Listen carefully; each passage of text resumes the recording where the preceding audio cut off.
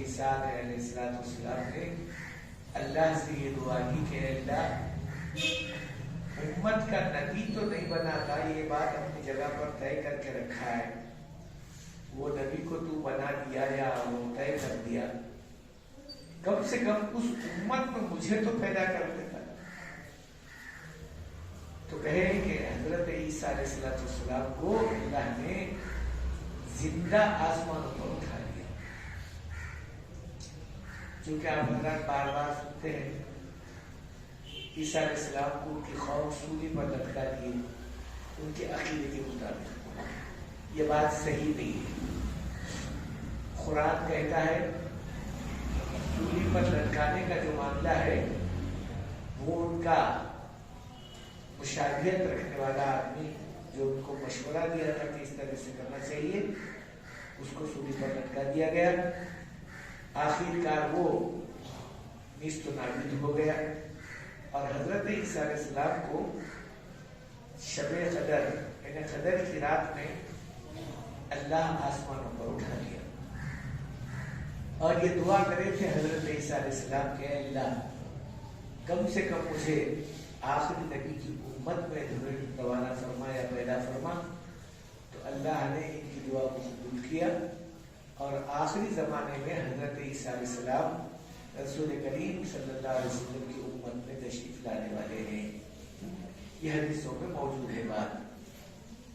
چنانچہ ایسی امت میں جہاں حضرات انبیاء علیہ السلام کا ارادہ ہی نہیں ہے بلکہ دعائیں بھی ہوتی رہی ہیں، لیکن اللہ نے ہم لوگوں کو نبی کریم صلی اللہ علیہ وسلم کی امت پیدا کیا، اور یہ بتایا قرآن پاک میں کہ خود ان کو اللہ پر تبعونی، اگر تم میرے قریب ہونا چاہتے ہو اور میرے ہونا چاہتے ہو تو سوائے اس کے کہ اور کچھ نہیں ہے کہ میرے نبی کی اتباع کرنی، میرے رسول کریم صلی اللہ علیہ وسلم کی سنتوں کی پیروی کرنا ہے، چاہے آدمی کا ذہن قبول کرے یا نہ کرے، دل قبول کرے یا نہ کرے، اور بات آدمی کے ذہن میں آئے یا نہ آئے، لیکن طریقہ محمدی ہی اللہ ہی کو پسند ہے، اس کے علاوہ کوئی طریقہ اللہ کو پسند نہیں ہے۔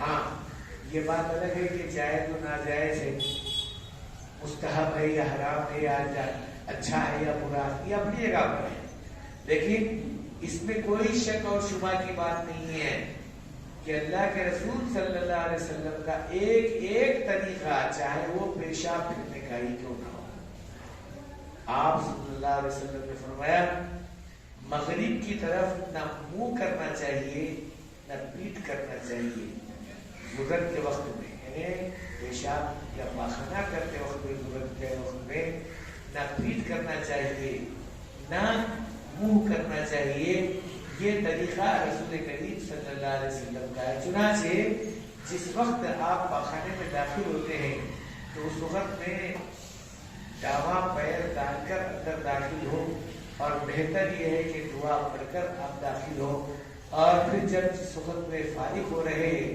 یہ خیال کر کے بیٹھے کہ میں اپنے نبی کے طریقے پر بیٹھ رہا ہوں۔ اس طریقے کو اگر اللہ کی طرف سے معاملہ طے ہو جائے، یہ ایک طریقے کے اوپر ساری دنیا کی پوری دولت بھی اگر خرچ کر دے تو اس طریقے کا کوئی بدلہ ہو نہیں سکتا۔ اس لیے ساری دنیا کا مال اور متاع ایک طرف اور اللہ کے رسول صلی اللہ علیہ وسلم کا طریقہ ایک طرف، چاہے آدمی اس کو قبول کرے نہ کرے، لیکن آج بھی اس بات کا ساری دنیا شاہد ہی نہیں ہے، بلکہ یوں کہیے دوسرے معنوں میں کہ اس کو بالکل لوگ اپنی جگہ پر پتھر کی لکیر سمجھتے ہیں۔ ہم سے کہیں زیادہ معیاری یہ چند دنوں سے جو آپ کو بات بتا رہا ہوں کہ جہاں یہودیوں نے اس بات کو سامنے لے کر آ کے پیش کیا تھا کہ جب تک نبی کے طریقے پر یہ مسلمان باقی رہے گا تو دنیا اور آخرت کی کامیابی کا جو ہے یہ مجدہ یہ اپنے سر لے کر رہے گا. جہاں یہ طریقے کو چھوڑے گا تو پھر اللہ کی مدد سے دور ہو جائے گا ہی نہیں ہے بلکہ اللہ کی نگاہوں سے بھی دور ہو جائے گا. اس واسطے میں کئی مثالیں آپ کو لوگوں کو اس واسطے سے پہلے بھی دیا ہوں. ایک آدمی دنیا کے اعتبار سے چاہے وہ پولیس کا محکمہ فوج کا ہو یا پولیس کے محکمے کا ہو، جب آدمی اپنے ملبوسات میں ہوتا ہے تو ہر آدمی کی نگاہوں میں جچتا ہے کہ بھئی یہ محکمہ پولیس کا یا محکمہ فوج کا ہے. اس سے زیادتی کرنا گویا حکومت سے ٹکر لینا ہے اور سزا بھی ہو سکتی ہے. لیکن میرے بزرگوں دوستو، ایک آدمی دنیا کے ملبوسات میں یعنی حکومت کے ملبوسات میں رہ کر غلطی نہیں کر سکتا. اگر کر لیا تو ہو سکتا ہے کہ اس کو سزا ہو.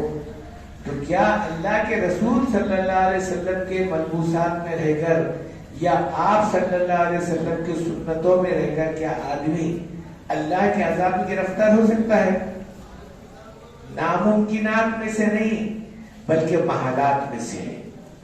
لیکن ہم لوگوں کے اندر سے وہ چیزوں کو ہٹا دیا گیا ہے اور یہ بتا دیا گیا ہے کہ بھئی کرتا گھٹنے کے نیچے پہننا فرض ہے کیا؟ ٹخنے کے اوپر پیجامہ پہننا ضروری ہے کیا؟ اور پھر وہی کپڑا پہننا ضروری ہے کیا جو اسلام کے اندر جو ہے بتایا جا رہا ہے کہ شیروانی پہنو یا کرتا پہنو یا پیجامہ پہنو، یہ ضروری ہے کیا؟ میرے بزرگوں دوستو، ضروری ہے کیا، فرض ہے کیا، واجب ہے کیا، سنت ہے کیا، یہ اپنی جگہ پر ہے. لیکن سنت رسول ہے یا نہیں ہے یہ دیکھ لیجیے آپ. حضرت موسیٰ علیہ السلام سارے نبیوں کے ایک جلالی نبی گزرے ہیں.